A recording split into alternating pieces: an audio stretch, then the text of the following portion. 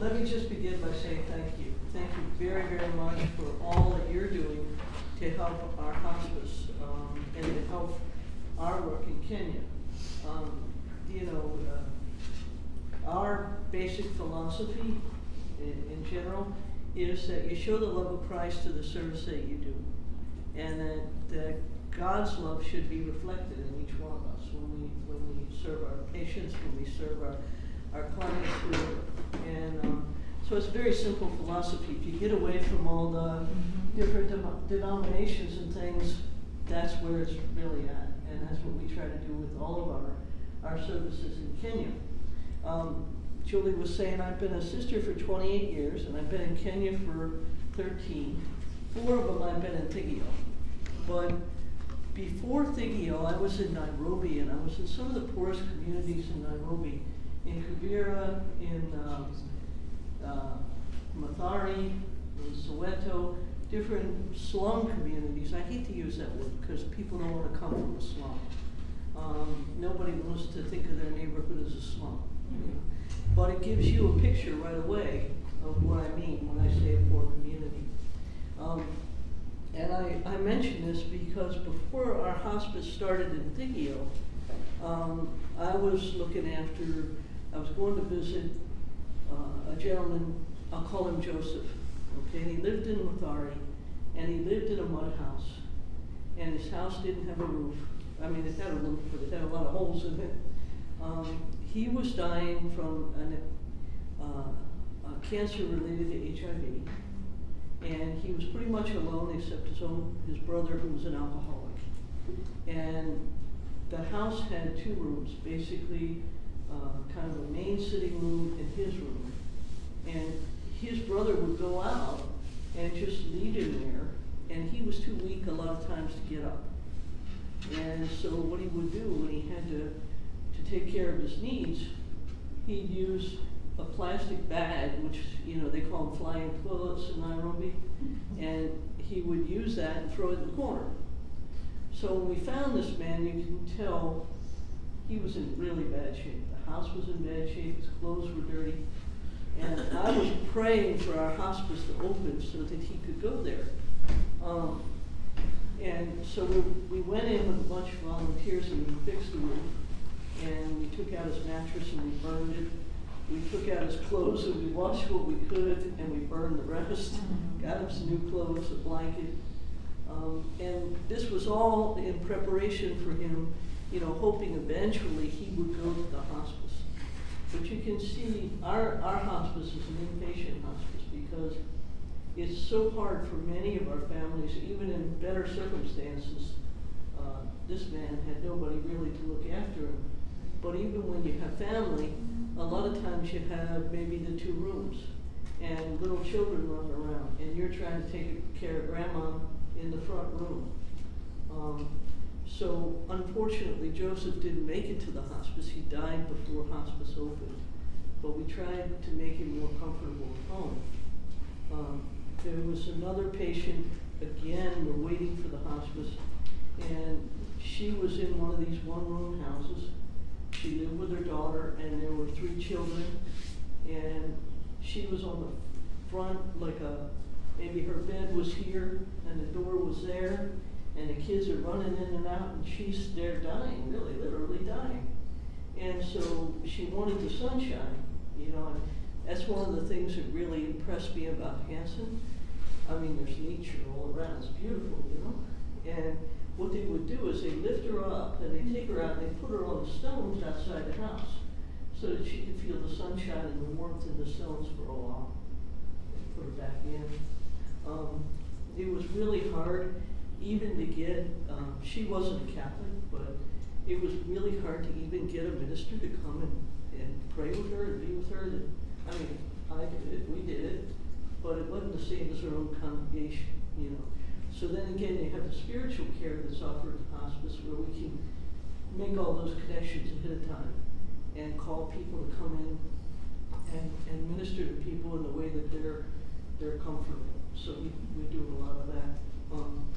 So for me, when our hospice opened, I was like, wow, this is great.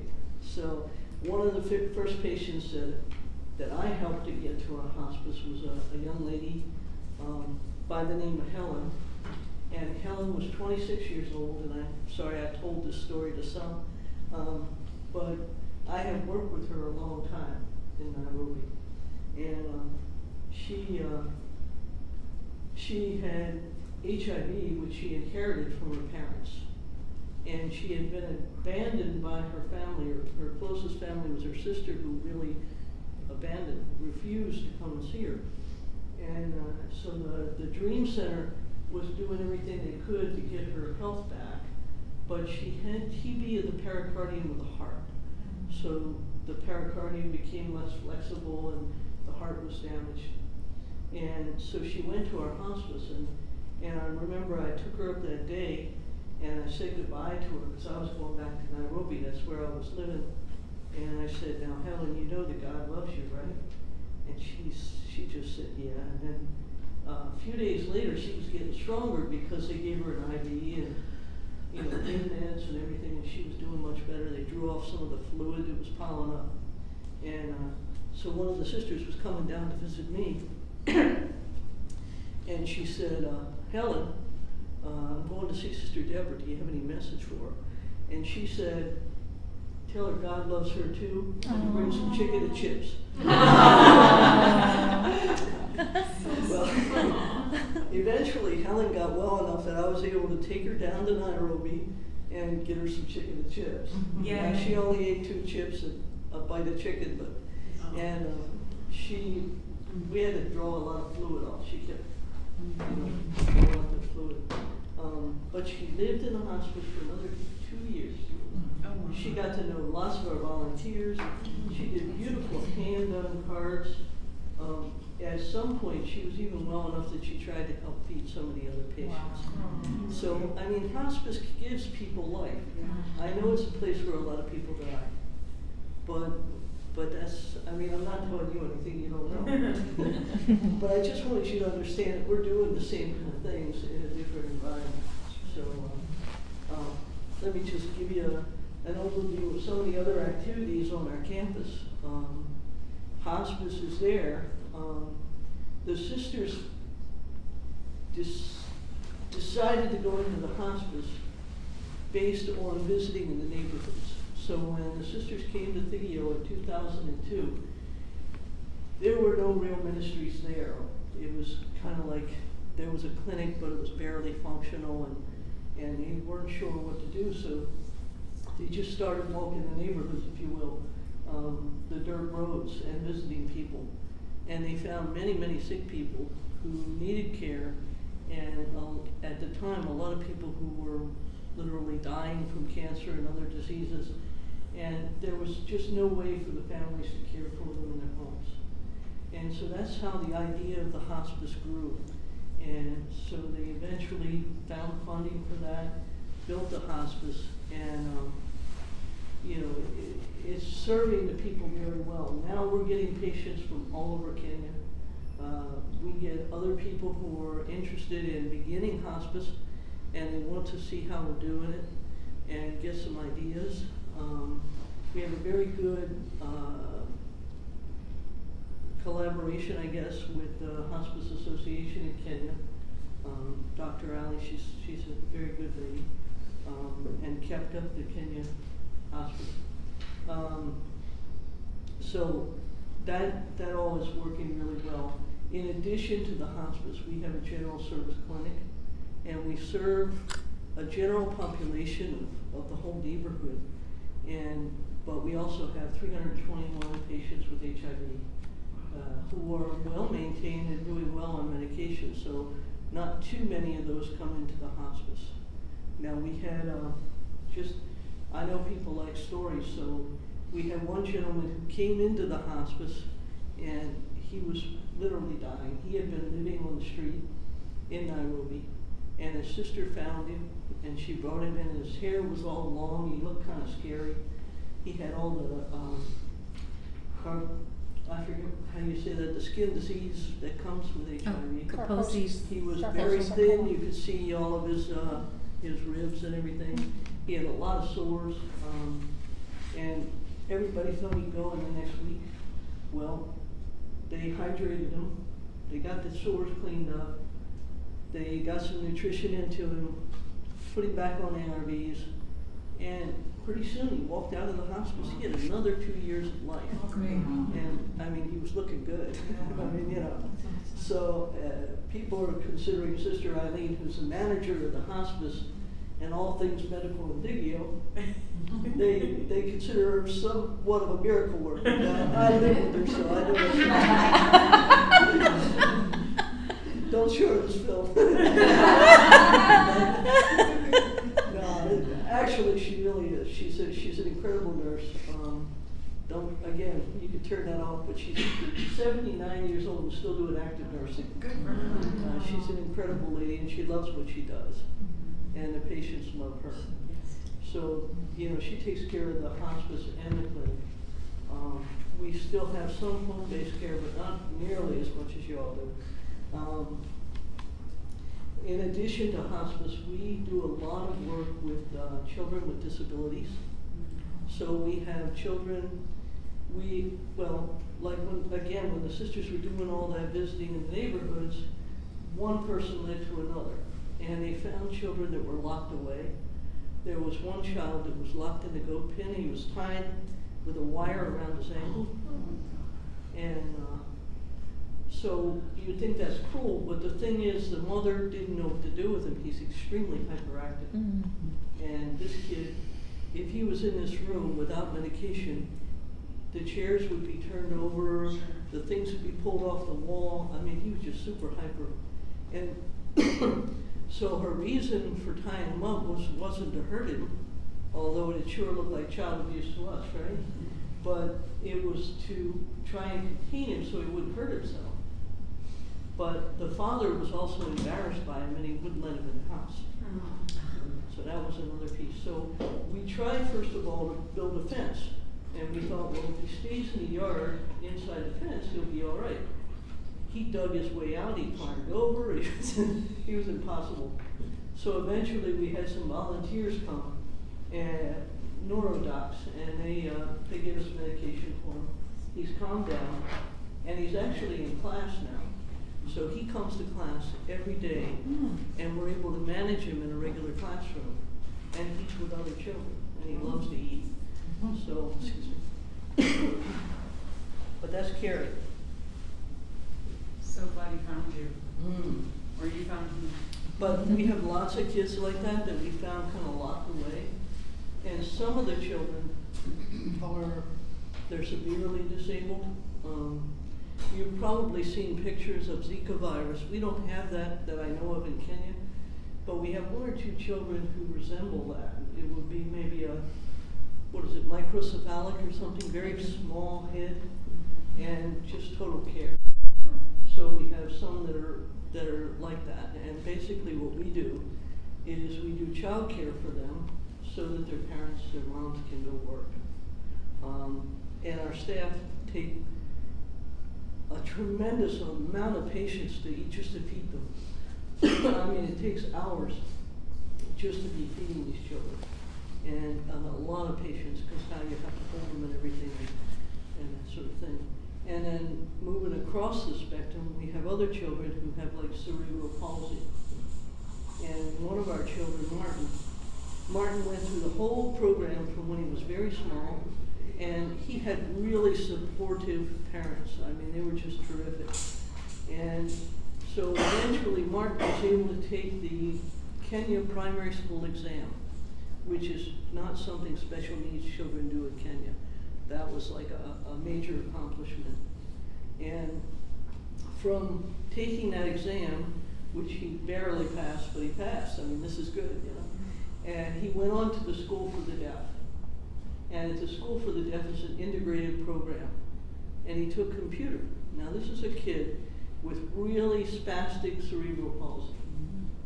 And he took like a year and a half of computer.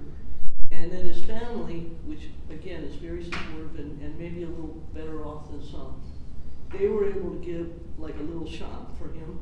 And he set him up with a computer. And he has his own cyber cafe now. No.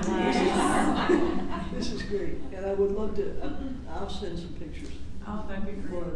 But he's doing fantastic, and you would never guess it. He did an internship with us in our library, accessioning books, when he was in school, and he was just so proud of himself. And, you know, we tried to get him to use a wheelchair, but no, he wanted one crutch, and he just takes his time. So that's special needs. And in addition to the classes that we have on our campus, we have 3 outstations, 3 adult centers. And when the sisters were doing this assessment, they found over 300 people in this particular area that weren't far away that were either mentally or physically challenged, and severely so. So the adult centers are places for people with physical and intellectual disabilities to go, and they can go there to come for lunch, or they can come for activities, and they can just be there in a safe environment, because otherwise they're kind of wandering around the neighborhood or staying at home by themselves, and it's just, you know, it's just not good for them. One of the young ladies there had gone to a school, like a boarding school, and again, she also has cerebral palsy, but much more severe than Martin even, and she had never really walked. And when she went to the center, we have bars, like almost handlebars, and she was able to pull herself up on those and actually walk to the toilet by herself and back. She's able to sit on the floor and do activities. And, you know, you don't think, but handicapped children become handicapped adults, so they need a place to go. An extension even of that, we started a program for those who are more able to get some pre-employment skills. And then we started, there's a sewing material shop and a cafe and a bakery.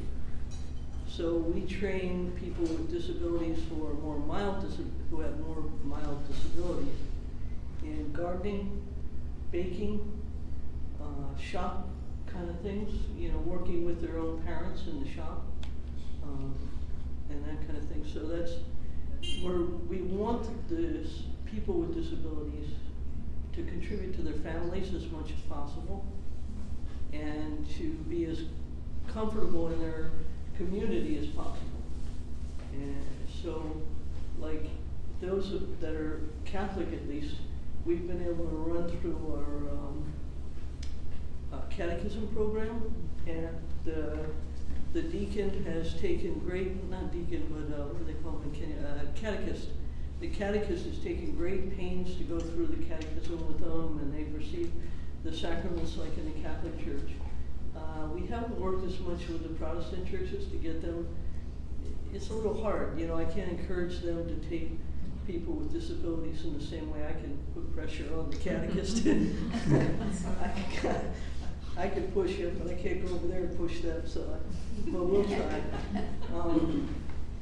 But our people, like we have Joseph, and Joseph couldn't get to church. He walks on his knees. And the sad thing about Joseph, we couldn't get through his family. He could have had surgery and would have corrected club feet, but his father wouldn't let him have the surgery because he didn't want him to go through the pain. So now Joseph walks on his knees. But anyway, he wanted to come to church and he couldn't get to church. We got the men's club, the Catholic Men's Association, and they bring him to church every Sunday. And he's very faithful. And now he wants one of those tricycles, you know, where you can move it with your hands, because he's getting to be a young man and wants to be able to get around by himself. So we're working on getting one of those for him. It's really kind of sad though. Sometimes parents want to protect their children, and in doing so, they actually hurt them.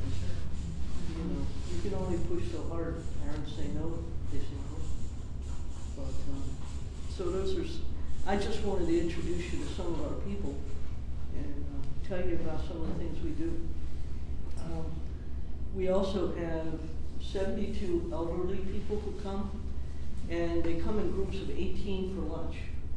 And it's like a lunch and a social club, and like doing some remembrance stuff, because a strange thing has happened in Africa, I guess it's happened all over the world, that, you know, we used to have great reverence, I think, for our elderly, and really look after them and watch over them.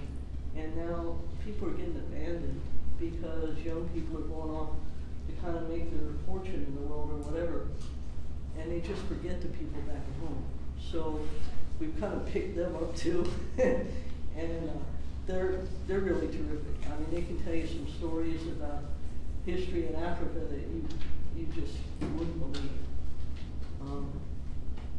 So anyway, let me stop talking for a minute and see if you have any questions.